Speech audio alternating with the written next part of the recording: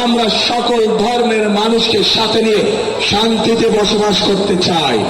আমরা সকল ধর্মের মানুষকে সাথে নিয়ে আমাদের কাঙ্ক্ষিত বাংলাদেশ গড়ে তুলতে চাই, যে বাংলাদেশে প্রত্যেকটি মানুষের বিবেচনা হবে, প্রত্যেকটি মানুষকে বিবেচনা করা হবে তার যোগ্যতার ভিত্তিতে, তার মেধার ভিত্তিতে তাকে বিবেচনা করা হবে। প্রিয় ভাই বোনেরা, সেজন্যই একটি বৈষম্যহীন একটি বাংলাদেশ গড়ে তুলতে চায়। কিন্তু এই বাংলাদেশকে যদি গড়ে তুলতে হয় তাহলে অবশ্যই আমাদের সকলকে পরিশ্রম করতে হবে, আমাদের সকলকে ঐক্যবদ্ধ থাকতে হবে। প্রিয় ভাই বোনেরা, বহু আত্মত্যাগের বিনিময় আজকে যে আমাদের রাজনৈতিক অধিকার, যেই অধিকারের জন্য বিগত 1 যুগেরও বেশি সময় ধরে বহু মানুষ গুম খুনের শিকার হয়েছে, বহু মানুষ অত্যাচার নির্যাতনের শিকার হয়েছে, সেই অধিকার বাস্তবায়িত হতে যাচ্ছে আগামী ইনশাআল্লাহ 12 তারিখ। কিন্তু আমরা খেয়াল করছি, একটি মহল বলার চেষ্টা করছে এবার ভোট গণনাতে বলে অনেক সময় লাগবে। শুনেছেন এই কথা আপনারা? প্রিয় ভাই বোনেরা, ষড়যন্ত্র কিন্তু আবার শুরু করেছে। এই যে যাদের কথা বলেছি প্রথমে, যারা জনগণের সামনে সকাল বিকাল মিথ্যে কথা বলছে, যারা দেশের নারী সমাজকে হেয় প্রতিপন্ন করছে, এরাই আবার ষড়যন্ত্র শুরু করেছে বিভিন্ন ভাবে।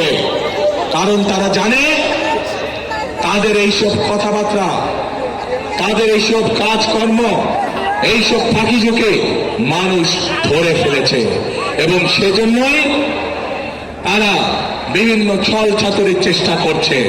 প্রিয় ভাই বোনেরা, আজ তাই এই জনসভায় দাঁড়িয়ে আপনাদের সকলকে বলতে চাই, আপনাদেরকে আজ থেকে সতর্ক থাকতে হবে, সজাগ থাকতে হবে।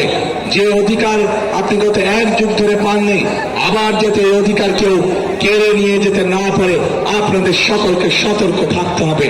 দল মত ধর্ম বর্ণ নির্বিশেষে আমাদের সকলকে সতর্ক এবং সজাগ থাকতে হবে। প্রিয় ভাই বোনেরা, আমরা যদি সকলে ঐক্যবদ্ধ থাকি, সকলে যদি আমরা একত্রিত হয়ে থাকি, তাহলে অবশ্যই আমরা আমাদের সেই কাঙ্ক্ষিত বাংলাদেশ গড়ে তুলতে সক্ষম হব। এবং সেই কাঙ্ক্ষিত বাংলাদেশের স্লোগান হবে একটাই।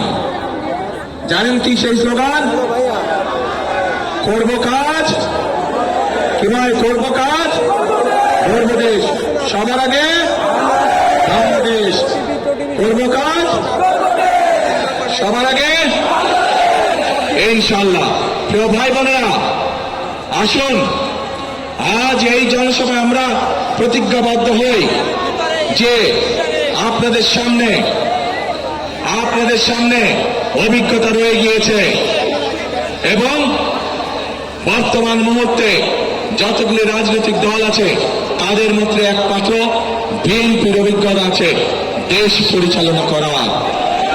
এবং যেহেতু বিএনপির অভিজ্ঞতা আছে দেশ পরিচালনা করার, একমাত্র বিএনপির পক্ষেই সম্ভব এই বাংলাদেশকে সঠিক পথে পরিচালিত করা। প্রিয় ভাই বোনেরা, দেশকে যদি সঠিক পথে পরিচালিত করতে হয়, দুটো বিষয় আমাদেরকে অত্যন্ত সতর্কভাবে সজাগ দৃষ্টি রাখতে হবে। এক, দেশের আইন শৃঙ্খলা রক্ষা করা, যে কোনো পরিস্থিতিতে দেশের আইন শৃঙ্খলা রক্ষা করা, যেন মানুষ শান্তিতে রাজপথে চলতে পারে, যেন মানুষ শান্তিতে তার ব্যবসা বাণিজ্য করতে পারে, যেন মানুষ শান্তিতে রাতে ঘুম যেতে পারে তার নিজের ঘরে। এই অভিজ্ঞতা বিএনপির আছে। বিএনপি জানে কিভাবে দেশে নিরাপদ পরিস্থিতি তৈরি করতে হয়। প্রিয় ভাই বোনেরা, একই সাথে বিএনপির আরেকটি অভিজ্ঞতা আছে কিভাবে দেশকে দুর্নীতির করাল গ্রাস থেকে বের করে নিয়ে আসতে হয়। অতীতেও আমরা দেখেছি যে স্বৈরাচার পালিয়ে গেছে, তারা যখন অতীতে ক্ষমতায় ছিল, তারা যখন দেশকে দুর্নীতিতে লাভ করে দিয়েছিল, পরবর্তীতে যখন দেশনেত্রী খালেদা জিয়া দেশ পরিচালনার দায়িত্ব গ্রহণ করেন, আমরা দেখেছি কিভাবে ধীরে ধীরে বাংলাদেশকে বিএনপি সরকার দুর্নীতির রাও করাল গ্রাস থেকে বের করে নিয়ে এসেছিল। প্রিয় ভাই বোনেরা, সেজন্যই এই মুহূর্তে দেশকে পুনর্গঠনের জন্য যদি কোনো দল থেকে থাকে, সেটি হচ্ছে একটি দল, বাংলাদেশ জাতীয়তাবাদী দল। সেই দল হচ্ছে, সেই প্রতীক হচ্ছে একটি প্রতীক। কিসের প্রতীক? ধানের শীষ। কাজে আসুন, এই ধানের শীষের, এই বিএনপির প্রতিষ্ঠাতা শহীদ রাষ্ট্রপতি জিয়াউর রহমান মুক্তিযুদ্ধের ডাক দিয়েছিলেন। এই রাষ্ট্রপতি জিয়াউর রহমান, শহীদ রাষ্ট্রপতি জিয়াউর রহমান এই দেশে বহুদলীয় গণতন্ত্র চালু করেছিলেন। এই বিএনপির নেত্রী দেশনেত্রী খালেদা জিয়া এই দেশে সংসদীয় গণতন্ত্র চালু করেছিলেন। কাজেই সব কাজ থেকে প্রমাণিত হয় বিএনপি কাজ করে শুধুমাত্র জনগণের জন্য। বিএনপি কাজ করে শুধুমাত্র দেশকে পুনর্গঠনের জন্য। কাজে আসুন, আসুন আগামী 12 তারিখে আমরা ধানের শীষকে জয়যুক্ত করে দেশ পুনর্গঠনের কাজে আবার হাত দেই। আপনার ক্যান্ডিডেটরা দাঁড়ান, শুধু ক্যান্ডিডেট প্রার্থীরা শুধু আমার কাছে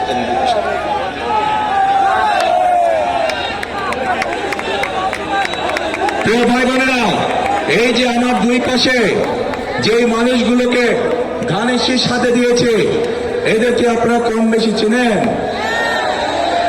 এই মানুষগুলোকে 12 তারিখ পর্যন্ত দেখে রাখার দায়িত্ব আপনাদের।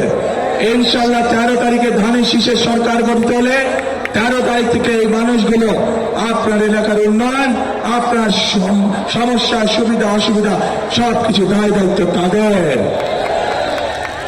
আপনাদের হাতে তাহলে আমি এই মানুষগুলোকে ছেড়ে দিয়ে দিলাম ইনশাআল্লাহ।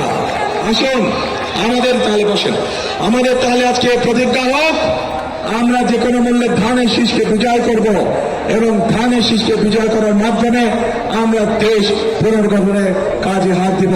আছেন নাকি আমার সাথে? দেশ গঠনে কারা আছেন আমার সাথে? কারা আছেন আমার সাথে দেশ গঠনে? আলহামদুলিল্লাহ, আলহামদুলিল্লাহ। প্রিয় ভাই বোনেরা, আজ তাহলে এখানেই থাকলো। ইনশাআল্লাহ নির্বাচনের পরে আবার আপনাদের সাথে মোলাকাত হবে। যেদিন আমরা এই এলাকায় ফ্যামিলি কার্ড দেওয়া শুরু করব, কৃষক কার্ড দেওয়া শুরু করব, যেদিন আমরা এই শিল্পনগরীকে মৃত শিল্পনগরী থেকে জীবিত শিল্পনগরী কাজ শুরু করব, ইনশাআল্লাহ সেদিন আবার এই মাঠে ইনশাআল্লাহ আপনাদের সাথে দেখা হবে।